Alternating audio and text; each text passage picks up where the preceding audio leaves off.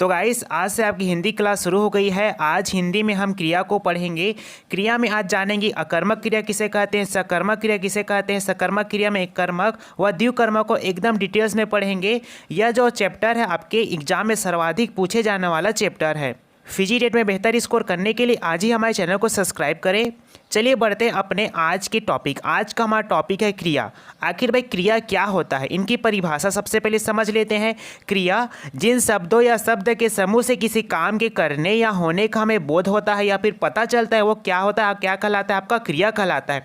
जिन शब्दों या शब्द समूहों के से हमें किसी कार्य के होने या करने का बोध होता है या फिर पता चलता है कि ये काम हुआ है, वो आपका क्या कहलाता है, क्रिया कहलाता है। जैसे कि एग्जाम्पल ले लीजिए, पिताजी बाजार जा रहे हैं। देखिए जा रहे जो शब्द है वो क्या है, आपका क्रिया शब्द है, यानी कि पता चल रहा है पिताजी क्या काम कर रहे हैं, बाजार जा रहे हैं। अगर यही पास लिखा रहता है कि पिताजी बाजार से आ रहे हैं तो क्या कर रहे हैं, पिताजी बाजार से आ रहे हैं, उनका काम हो जाता। ठीक है जी, चलिए एग्जाम्पल से और समझते हैं। जैसे कि आपका सीता नाच रही है। अब देखिए सीता जो है क्या काम कर रही है, यहाँ पर नाचने का काम कर रही है। बच्चा दूध पी रहा है। अब छोटा बच्चा है वो क्या काम कर रहा है, दूध पीने का काम कर रहा है। ठीक है, इसी प्रकार से देखिए क्रिया शब्द के उदाहरण हो जाएंगे खेलना, कूदना, खाना पीना, आना जाना, नाचना, कूदना इत्यादि क्या है, सभी क्रिया शब्द के उदाहरण है। अब चलिए बात करते हैं कर्म के आधार पर क्रिया के कितने भेद होते हैं, तो दो भेद होते हैं। ठीक है जी, कर्म के आधार पर क्रिया के कितने भेद होते हैं, दो भेद होते हैं।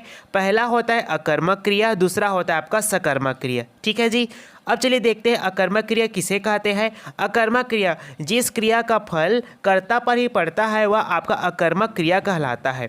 इस क्रिया में कर्म का अभाव होता है। इसको कैसे याद रखेंगे, अ प्लस कर्म से क्या बन गया आपका अकर्मक। अ का मतलब अभाव होता है, किसमें, अकर्मक क्रिया में किसका अभाव होता है जी, कर्म का अभाव होता है। ठीक है जी, इस ट्रिक से आप याद रखिएगा इसको। अब चलिए इनके उदाहरण देखते हैं। पहला उदाहरण है श्याम पढ़ता है। अब यहाँ पर पढ़ने का फल किसको मिल रहा है भाई, श्याम को ही मिल रहा है।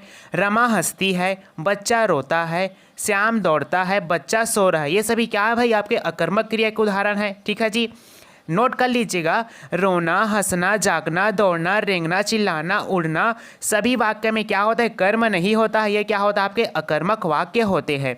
अब चलिए बात करते हैं सकर्मक क्रिया किसे कहते हैं। जिस क्रिया का फल कर्ता पर ना पड़कर कर्म पर पड़े वह आपका सकर्मक क्रिया कहलाता है। जैसे कि स प्लस कर्म से मिलकर क्या बन गया, आपका सकर्मक क्रिया बन गया।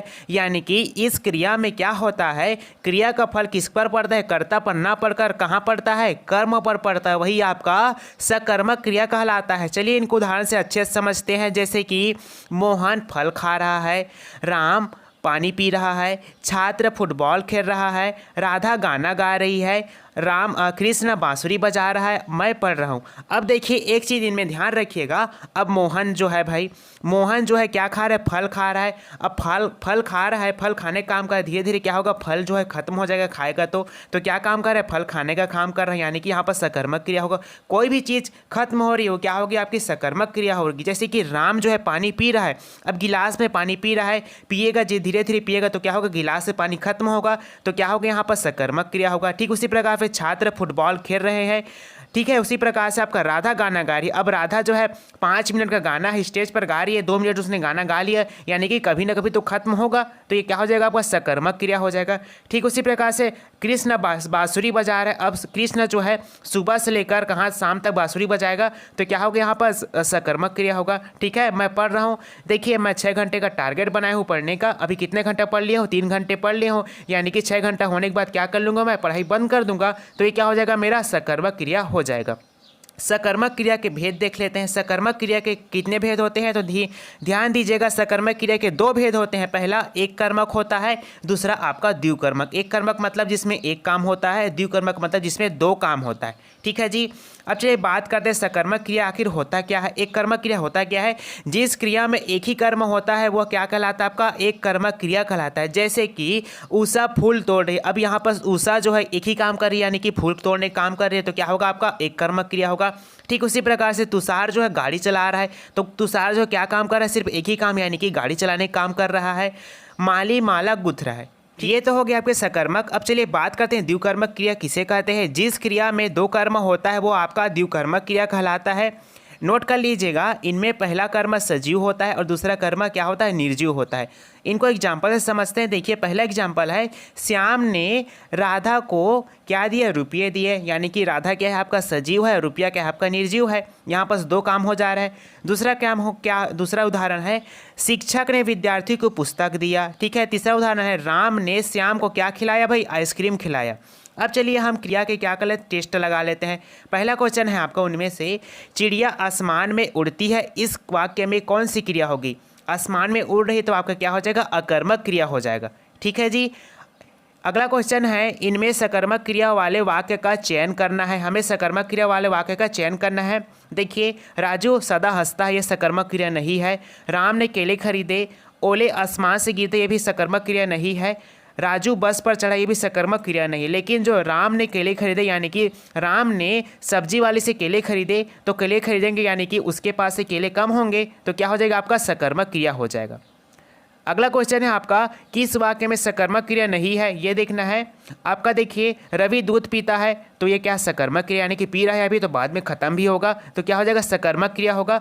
राम फिल्म देख रहा है, तो राम फिल्म देख रहा है, 5 घंटे का फिल्म है, उसके बाद क्या हो जाएगा, खत्म हो जाएगा, तो क्या हो जाएगा, ये भी सकर्मक क्रिया है। अभिषेक ने कार खरीदी, अब अभिषेक ने एजेंसी में कार खरीदी, तो वहाँ से तो कार कम होगा ना, तो ये भी आपका सकर्मक क्रिया होगा। लेकिन जो मयूर नाचती है, ये क्या होगा, आपका अकर्मक क्रिया होगा, ठीक है जी। अब बढ़ते हैं अगले क्वेश्चन की तरफ। अगला क्वेश्चन है आपका, किस वाक्य में अकर्मक क्रिया है, ये हमें बताना है। अकर्मक क्रिया किस वाक्य में है। देखिए, अंशुल दूध पी रहा है, ये आपका सकर्मक क्रिया है।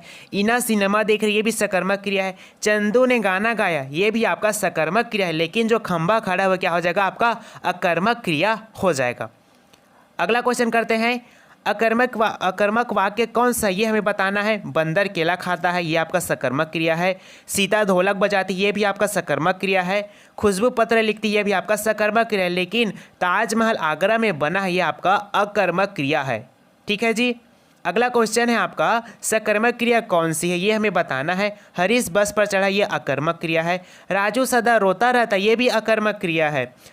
केला छत से गिरा, ये भी आपका अकर्मक क्रिया है। लेकिन सतीश ने केले खरीदे, ये क्या आपका सकर्मक क्रिया है, ठीक है जी। दुकान से उन्होंने केले खरीदे, तो दुकान वाले से क्या होगा, केले कम हो जाएंगे उनके पास, तो क्या हो जाएगा, आपका सकर्मक क्रिया हो जाएगा।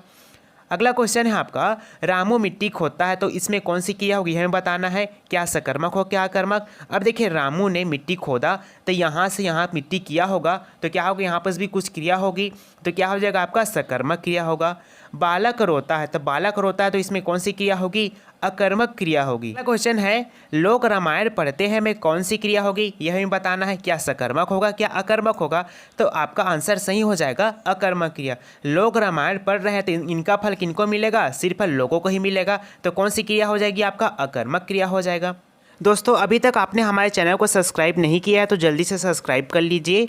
इसी तरह से और वीडियो देखने के लिए हमारे चैनल के साथ जुड़े रहिएगा। धन्यवाद। जय हिंद। All the best.